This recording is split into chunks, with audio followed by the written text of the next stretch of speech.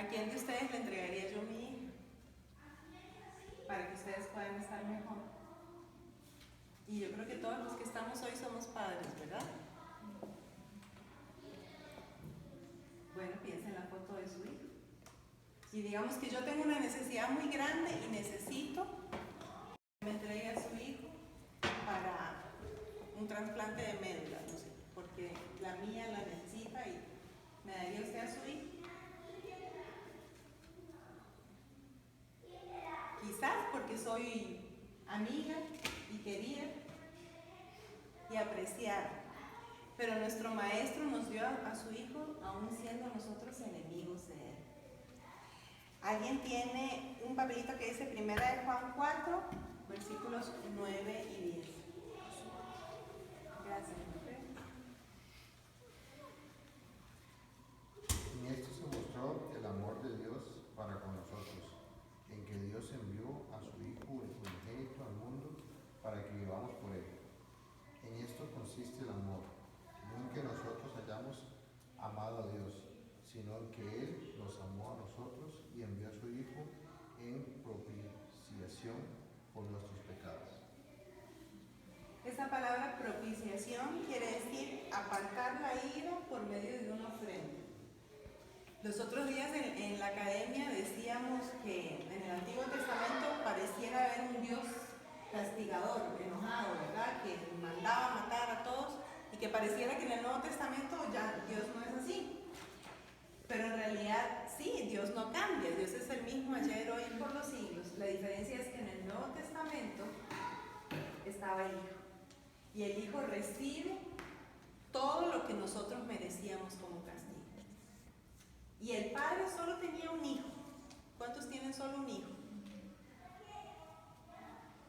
Si usted entrega a su único hijo, se quedó sin nada. Hasta ahí llegó. ¿Cuánto te amó Dios que te dio lo único que Él tenía? A su único hijo. Y lo entregó para que el castigo que tú te merecías y que yo me merecía cayera sobre Él. O sea, no es que lo entregó para que estuviera en una familia mejor. Lo entregó como propiciación. Lo entregó para la muerte. ¿Será que Dios nos ama? ¿Será que Dios de verdad nos ama? ¿Será que el 14 de febrero habrá que repensar a quién celebramos? Porque no hay un amor más grande que el amor de Dios. Sobre número 3, este se los recomiendo.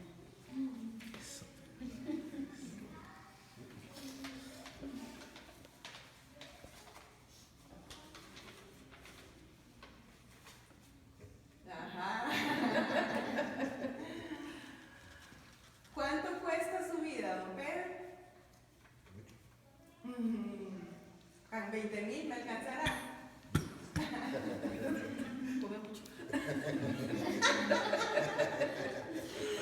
Ay, Pablo, bueno, si come mucho, entonces más.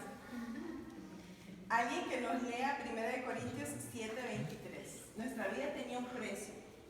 Y alguien la pagó.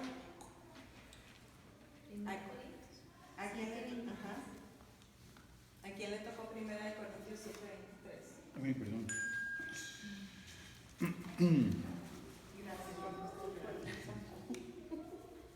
Por precio fuisteis comprados, no os hagáis esclavos de los hombres. Okay.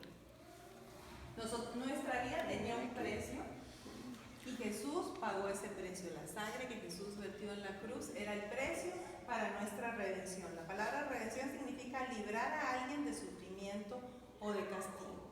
Nosotros nos merecíamos el castigo y el precio que llevaba ese castigo Dios decidió pagar. Es como que el hijo de alguno de ustedes, o la que está ahí en la foto, se mande una metida de pata, ¿no? se jale una torta en pico y lo lleven a la cárcel. Porque no es por error, sino porque se metió a las patas. Y el juez declara una fianza de, no sé, ¿cuánto puede ser una fianza? 15 millones de colones. Y usted tiene que determinar si va a dejar que su hijo sufra en la cárcel o va a ver cómo hace para conseguir esos 15 millones de colones. Y usted como padre, con amor, ve, revuelve tierra, cielo y tierra, busca préstamo, ve lo que hace y logra pagar esa fianza. Usted redime a su hijo, ¿verdad? Lo redimió de ese castigo. Ese es el concepto de redimir. Pero al sacar, ¿qué le pasó, don Gerardo? Es que ellos son gigantescos. Ay, Señor, si son los grandes no hay que matarlos. Ah, no. Dice que se comen a los pequeños. Bueno, eso es. Pero bueno, si lo encuentran mal. Ok, ¿cómo me sentiría yo como mamá o como papá si mi hijo, por el que acabo de pagar 15 millones de colones para que salga de la cárcel, sale de la cárcel directo a volver a hacer lo mismo que hizo y otra vez lo agarran y otra vez vuelve para la cárcel?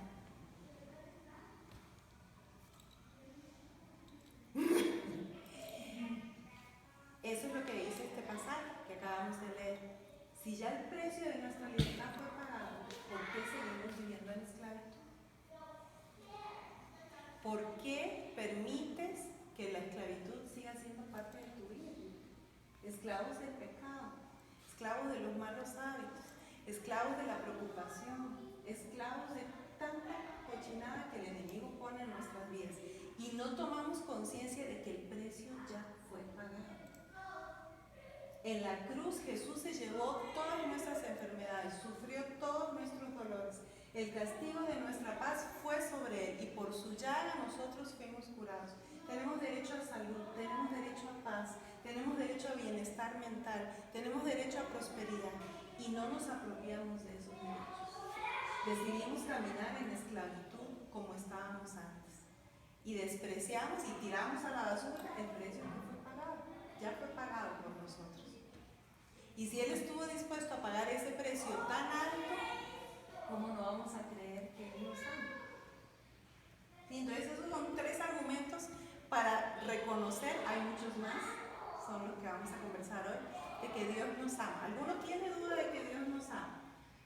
¿Qué era lo primero que vimos? ¿Andrés?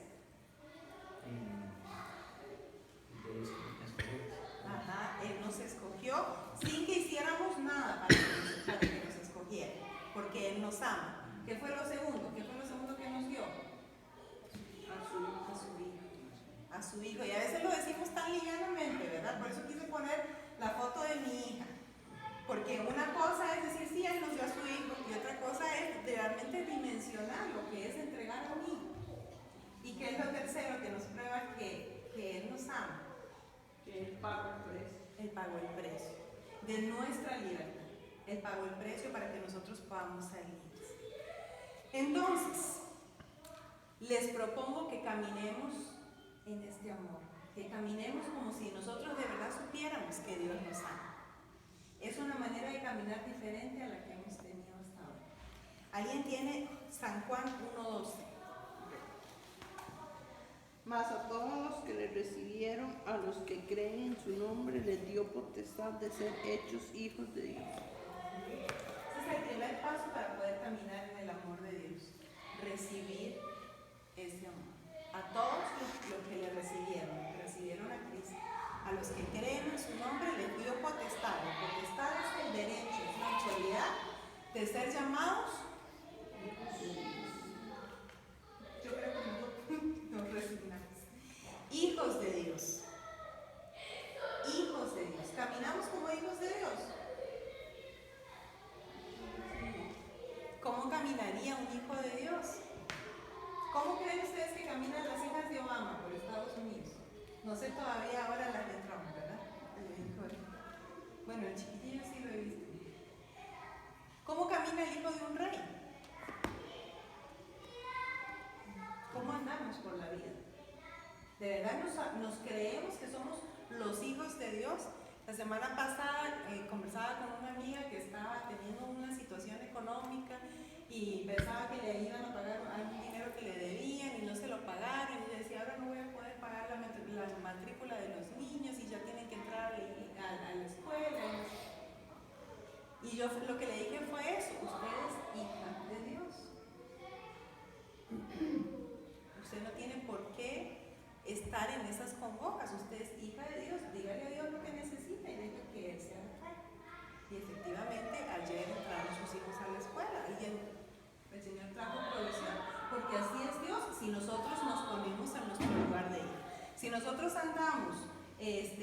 proclamando que todo lo contrario, al ser hijos, quizás es más difícil, pero somos hijos de Dios. Lo primero que debemos hacer es recibir ese amor. Y yo no quisiera que, bueno, yo creo que sí, todos hemos recibido el amor de Cristo en nuestro corazón.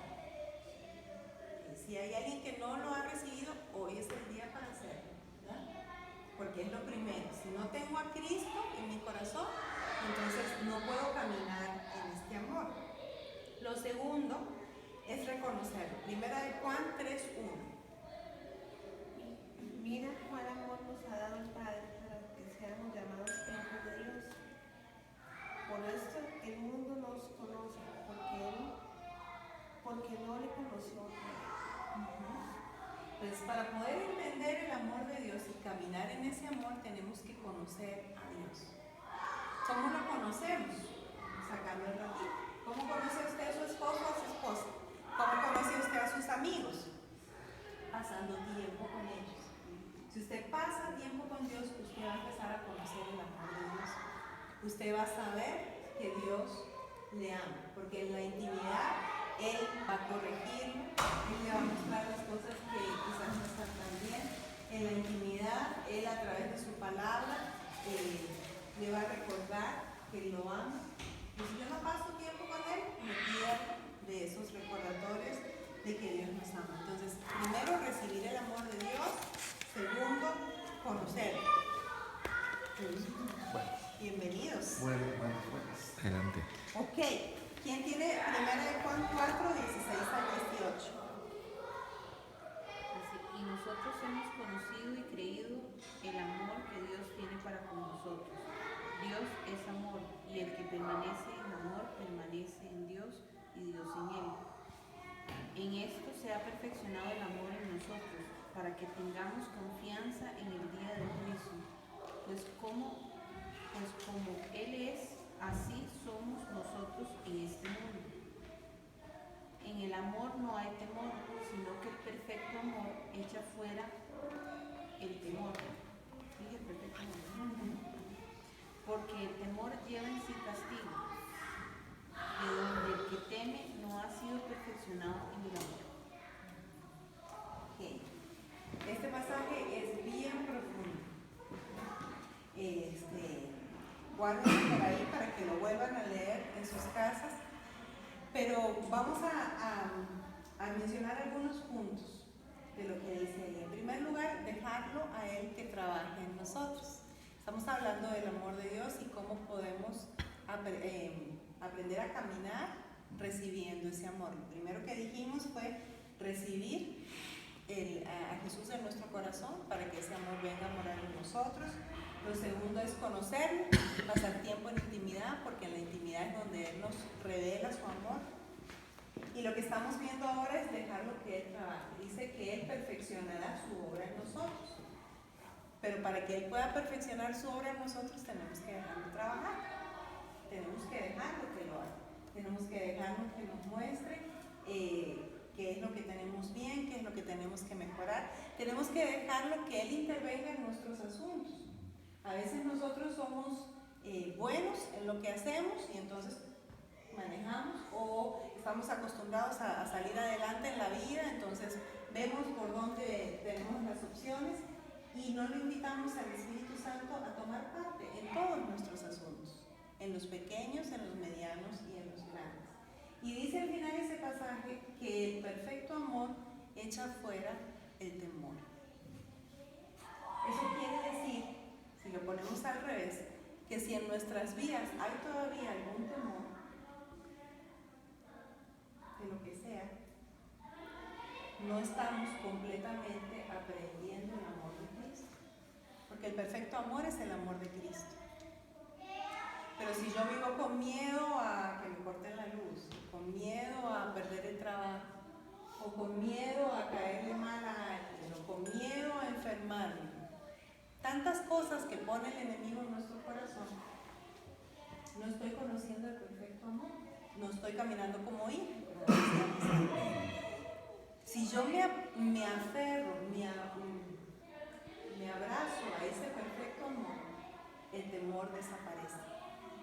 Mire a su hijo, sobre todo los que tienen niños pequeños. ¿Ustedes piensan que él está con miedo de que mañana no va a haber comida en la casa? Vean. ¿Usted piensa que él tiene miedo de que está fuera de su casa y que no tiene su camita para dormir? Él está en los brazos de mamá. ¿Qué temor puede tener?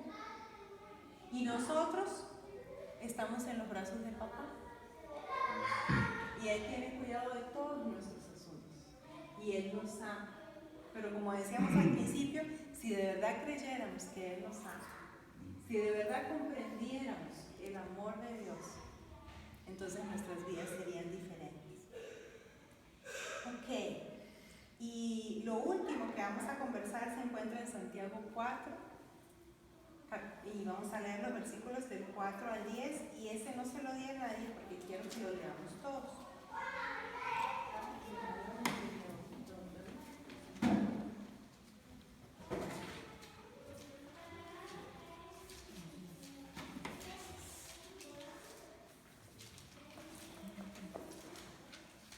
Es Santiago 4.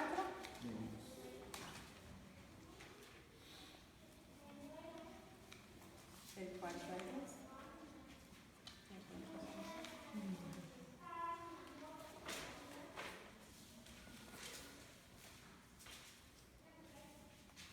¿Verdad que sí está en la Biblia, Santiago? No, está en la Biblia, está en el cielo. No, está en el cielo. Es el de... Sí, claro, con el celular. Ok.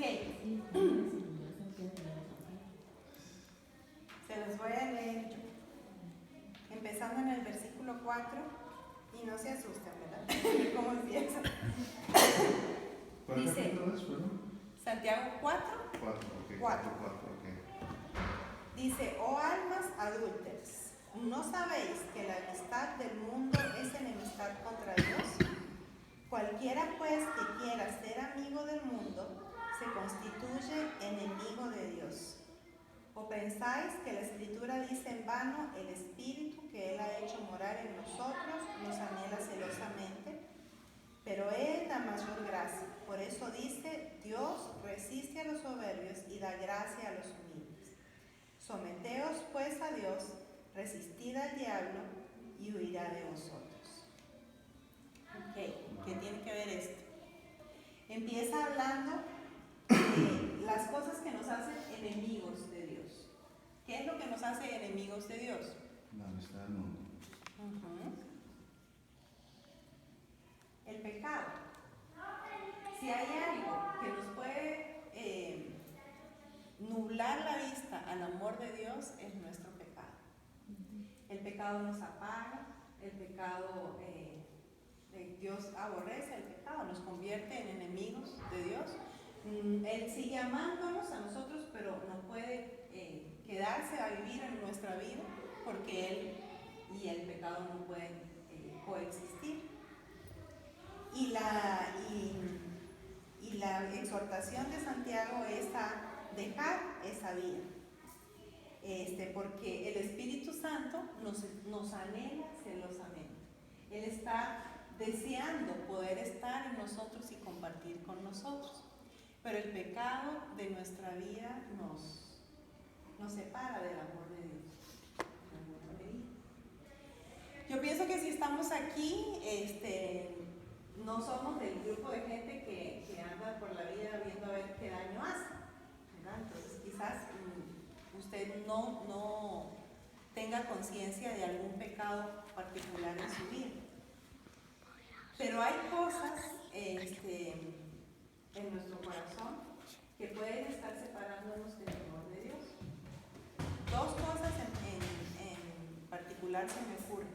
Hay pecados en nuestra vida que son continuos, que son como habituales y de los que no logramos desprendernos. Puede ser un mal hábito, puede ser una situación en la que yo siento que estoy como sin salir. Un ejemplo, si hubiera entre nosotros alguien que su profesión es trabajar como prostituta, ¿verdad? Es una vida de pecado. Y entonces uno le dice, eso es una vida de pecado, trate de dejarlo, pero es su única fuente de sustento. Y si deja de hacerlo, no le va a poder dar de comer a sus hijos, no va a poder pagar su casa. Entonces se encuentra en una situación que dice, no tengo salida. O sea, yo entiendo que es pecado, pero no sé cómo dejarlo. O a veces hay personas que están atadas a adicciones de cualquier tipo. Las adicciones no son solamente a las drogas, ¿verdad? Hay muchas clases de adicciones y ya lo hemos entendido y yo sé que tengo que salir de eso y sé que tengo que dejarlo, pero no lo logro, no puedo con mis fuerzas. Esa es una de las situaciones por las que alguien como nosotros puede seguir teniendo pecado en su corazón y estar separado del amor de Dios. Y cuando hay pecado en nuestro corazón, el enemigo viene y nos miente. ¿Qué dijimos de primero? Ajá. ¿Por qué nos escogió Dios? No porque somos buenos, no porque no hayamos pecado, pero el diablo viene y nos dice, si usted tiene este hábito oculto, si usted tiene este pecado en lo profundo de su corazón, Dios no lo puede amar. Y es mentira. Pero sí tenemos que ser libres de eso. Y la otra situación son pecados que quizás ya hemos dejado, que estuvieron en nuestra vida en algún momento, pero que nunca los confesamos. Entonces el pecado que no ha sido confesado sigue teniendo poder sobre mí. Dice el Salmo 51, cuando David es confrontado por el profeta, mientras callé, ¿qué dice? ¿Usted sabe en el Salmo? Se envejecieron mis huesos. Envejecieron mis huesos. El pecado que no ha sido confesado sigue teniendo poder sobre mí. Por más que yo ya no lo esté haciendo, la forma de ser libres totalmente del pecado es poder confesarlo. Cuando usted confiesa un pecado, pierde poder. Y los que han pasado por la experiencia de confesar un pecado pueden saber lo liberador que es. Eso que parecía tan terrible, que nadie lo sepa, que nadie se dé cuenta, que al momento en que yo me atrevo a decir y sale a la luz, no era tan grande quizás, viene a sanar, porque el pecado que no ha sido confesado, igual la gente lo sabe, pero si no ha sido confesado todavía queda aquel resentimiento, aquel rencor, pero en el momento en que se confiesa, sale a la luz, pierde poder. Mientras lo mantenemos oculto, todo lo que uno tenga que mantener oculto, eso tiene poder sobre mí. Porque si alguien se da cuenta, porque si sale, entonces vivo en temor. Y eso es algo que a veces también cuesta mucho, al igual que las adicciones, porque ya pasó, porque para qué voy a volver a revolver aquel asunto, porque no sé qué pensaría David, ya él estaba viviendo con su nueva esposa en el palacio, ya el otro se había muerto, ya había nacido su bebé, o sea, ya todo estaba en orden, ¿para qué volver atrás? ¿Para qué sacar? ¿Verdad? Pero viene el profeta y le dice, Dios dice que esto y esto y esto es lo que hiciste. Se lo dice con una metáfora, pero lo confronta. Le hace creer que es otra persona la que le robó la única ovejita que tenía un señor pobre, y dice que lo traigan aquí, que lo maten. Y el profeta le dice, ese eres tú. Porque lo que hiciste no está bien delante de los ojos de Dios. Y entonces ahí David confiesa su pecado, pide perdón, se arrepiente y recibe libertad. El pecado es lo único que puede nublar nuestra vista del amor de Dios. Dios nos ama. Y Dios nos ama así como somos. Y si tenemos esta situación de pecado en nuestras vidas, yo quiero decirle, igual Dios le ama. Dios le ama, así como usted es. Y usted es hijo, como leímos. Él lo hizo para que podamos ser llamados hijos de Dios. Usted es hijo. Usted puede caminar como hijo. Pero si hay pecado en nuestro corazón, vamos a soltar ese pecado. Vamos a soltar para poder caminar en libertad. Y yo les voy a invitar a que cerremos todos los ojos. Para que todos. Sí, porque no queremos